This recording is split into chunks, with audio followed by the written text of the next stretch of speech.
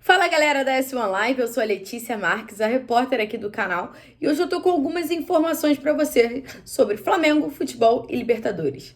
Mas antes de começar a passar esse panorama do rubro-negro nesse iniciozinho de semana, eu vou pedir para vocês deixarem o dedo no like, compartilhar a S1 Live com todo mundo, porque isso ajuda muita gente, faz com que os nossos vídeos cheguem a cada vez mais pessoas, e isso faz com que a gente cresça ainda mais e tenha mais oportunidades de trazer informações para vocês.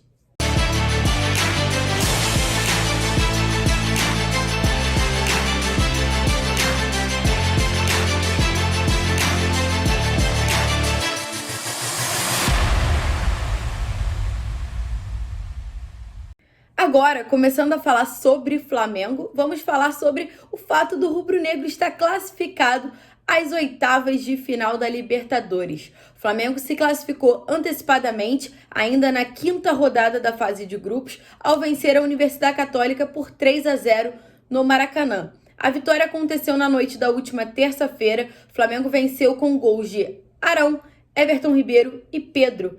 Mas temos um panorama um tanto quanto curioso dessa partida para vocês. A começar que o William Arão marcou logo no iniciozinho do primeiro tempo e esse gol foi uma virada de chave para a equipe.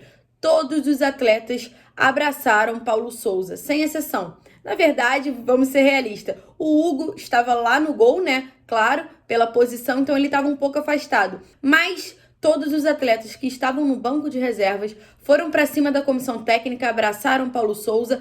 Foi uma comemoração muito bonita.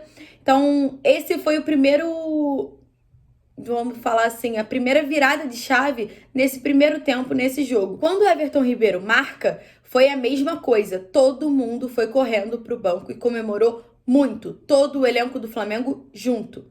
E aí, por que eu tô trazendo essas informações? Estava lá do estádio, junto com a Isabelle Costa, que é a nossa outra repórter, e a gente conseguiu perceber isso como uma resposta à torcida do Flamengo.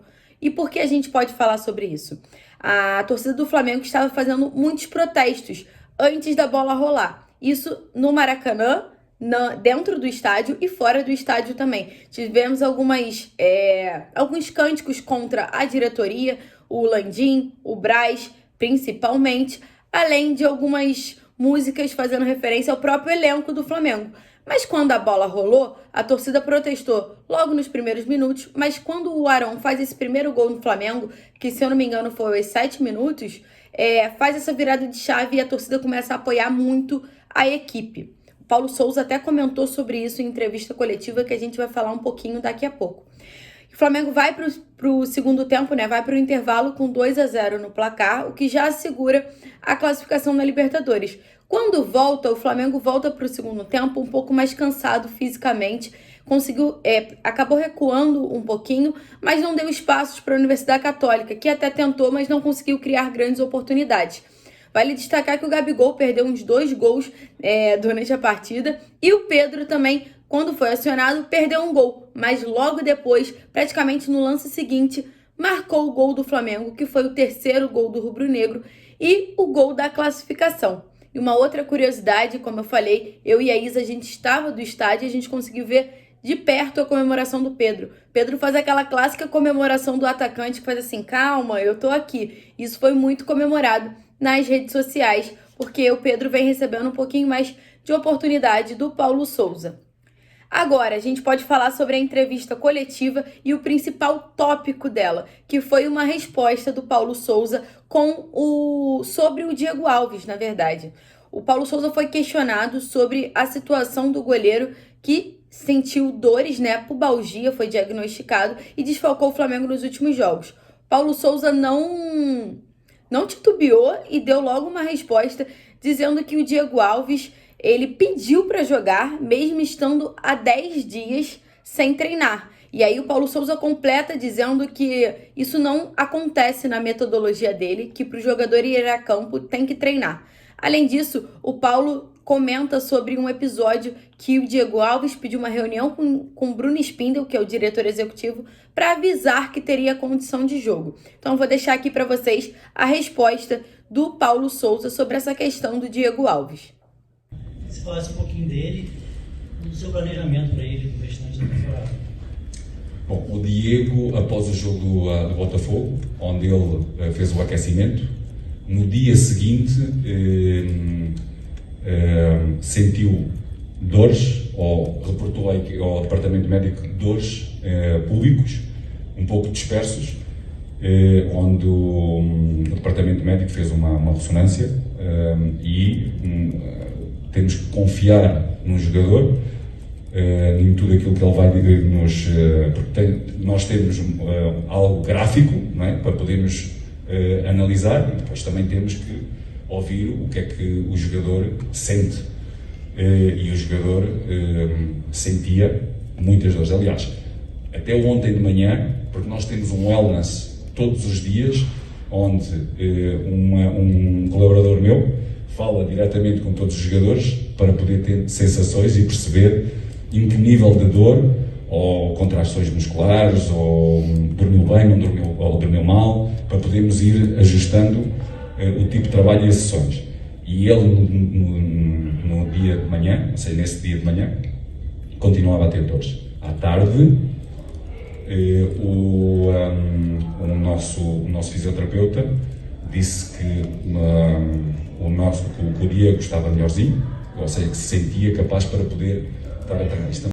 Outro tópico também importante foi o Paulo Souza abordar essa torcida do Flamengo e a manifestação de apoio em meio a alguns protestos que aconteceram no Maracanã. Paulo Souza falou que essa é a grandeza do Flamengo e enalteceu a torcida que prestou esse apoio, e Paulo também falou muito sobre a união dos atletas, que foi quando ele foi questionado sobre esse abraço no grupo durante a comemoração e também um abraço que aconteceu ao fim da partida. Sempre importante pontuar. O Flamengo tem um costume de comemorar a vitória, né, quando ela acontece no Maracanã ou em qualquer outro estádio, no meio-campo, celebra, fala com a torcida. E não foi diferente quando venceu a Universidade Católica por 3-0. Mas teve uma atitude curiosa.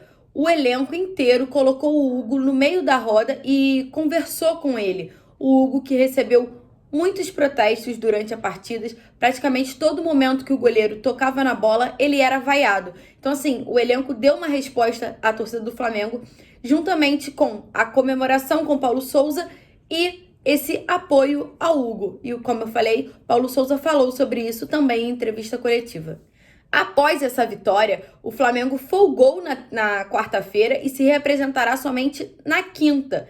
E nesse período de folga tivemos um outro atrito. O que aconteceu? Diego Alves não ficou satisfeito com essa situação, internamente gerou até algum burburinho e pediu para que o departamento de futebol se pronunciasse, o que até o momento não aconteceu. Mas esse é o panorama do Flamengo. O Flamengo classificado à Libertadores dá um respiro nesse momento do Paulo Souza. Tem um grupo com ele, como ele mesmo já falou aqui, a gente trouxe agora há pouco, e agora o Flamengo se reapresenta na quinta-feira para enfrentar o Goiás no sábado, pelo Campeonato Brasileiro. O Campeonato Brasileiro esse que o Flamengo ainda não conseguiu trazer bons resultados, encantar, e não à toa está na parte de baixo da tabela, que o Paulo Souza também comentou sobre isso, disse que cada vez mais treina para que as respostas no Campeonato Brasileiro sejam como as da Copa do Brasil, que o Flamengo está classificado, e as da Libertadores, que o Flamengo também está classificado.